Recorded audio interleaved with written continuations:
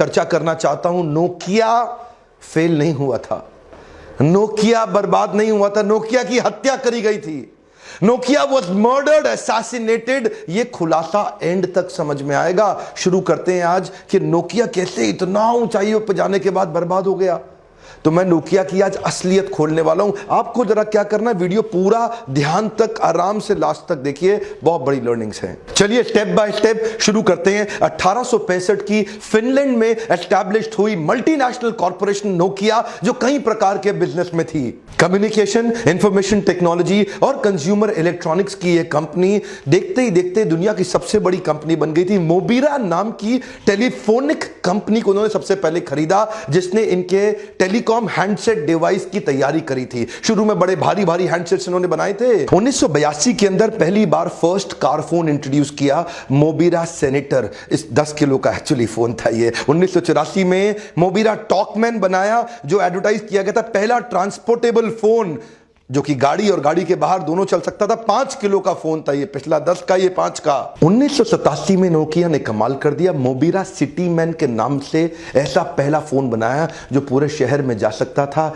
ये फोन का वजन भी कम कर दिया, पहला 10 किलो, दूसरा 5 किलो, ये केवल 800 ग्राम का। और इसकी सेल्स एकदम टक टक टक टक टक टक बढ़ती चली गई। इससे नोकिया का बहुत नाम हुआ। और इसके बाद 1991 में फिनलैंड के प्राइम मिनिस्टर हैरी होल्केरी ये पहले व्यक्ति हुए पृथ्वी के जिन्होंने पहला जीएसएम कॉल किया नोकिया के फोन से।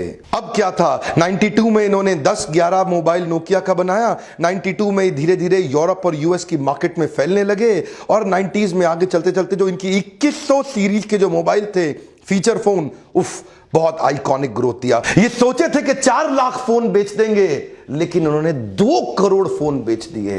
ये जितना एक्सपेक्ट कर रहे थे उससे ज्यादा तेज ग्रो कर रहे थे। ध्यान दीजिए, इसी को बोलते हैं मार्केट को समझना, नीड को समझना, एडॉप्शन कर्व को समझना। जितना आप सोचते हैं ग्रोथ उससे ज्यादा होती है। 92 में नोकिया ने प्रेडिक्ट किया था कि 99 तक 40 मिलियन हैंडसेट का इंडस्ट्री होगा दुनिया भर में।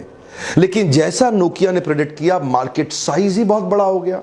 वो 40 मिलियन सोच रहे थे, मार्केट साइज 250 मिलियन का हो गया। और जैसे जैसे नोकिया तैयारी कर रहा था, मार्केट साइज ग्रो किए जा रहा था। इधर इन्होंने मोटोरोला का पीछे करके दुनिया में नंबर 1 मार्केट शेयर कैप्चर कर लिया। 25% मार्केट शेयर के साथ 97-98 में डोमिनेट कर गए। शुरू में अमेरिकन और यूरोपियन मार्केट पकड़ी, और बाद में ये developing economies, Russia, India, China, धीरे धीरे पूरी डेवलपिंग कंट्रीज के अंदर एशिया में भी छा गए। इधर नोकिया अब नई सीरीज लेके आया, जिससे जब 50 मोस्ट सेलिंग जो ब्रांड्स थे ना दुनिया के, तो 50 मोस्ट सेलिंग हैंडसेट्स में जो टॉप 20 होते थे वो नोकिया के ही होते थे। बाकी सारे पीछे छोटे मोटे ब्रांड, और मोटोरोला की हालत खराब।